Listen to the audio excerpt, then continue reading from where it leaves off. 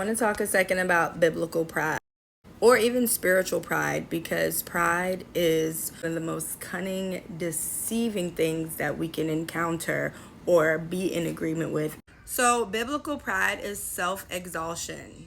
You are exalting yourself. You're putting your knowledge above the knowledge of God and other people. You're putting your own understanding and own righteousness over God and other people. You're putting your own authority over God and other people. And the funny thing is, even when people are operating out of pride, they don't think in their minds that they are being authoritative or putting their own knowledge above God, because that's how cunning pride is. But they may definitely believe that they have more knowledge than you or the average everyday believer. A person can often become prideful even because of good things like spiritual knowledge, spiritual gifts, discernment, success in ministry, resisting sin. But Paul warns about this same exact pride in 1 Corinthians 8:1. It says, "Knowledge puffeth up, but charity edifieth." So Paul is not saying that it's wrong or bad to have knowledge, but without love, it can inflate the person that's possessing it. And let me just show you how sneaky pride creeps in,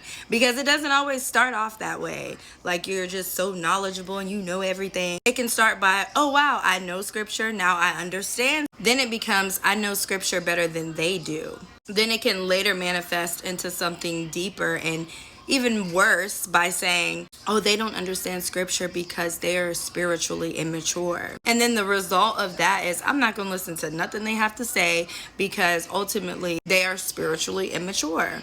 And that doesn't leave room for growth or for you to be edified. Just if you think that you know something more than another person, that does not mean that they cannot be used by God to pour into you, to edify you, etc. And some people take it even deeper and say, if they disagree with me, they are deceived. You know, somebody speaking like that, they have pride. In 1 Corinthians 8:2, Paul says, if any man think that he knoweth anything, he knoweth nothing yet as he ought to know. So the danger is you becoming so confident in what you know that you forget that there is a lot that you do not know. The Bible also says God resists the proud, but he gives grace to the humble. We know that the Pharisees were a clear example of prideful people. They knew the word. They practiced religious law.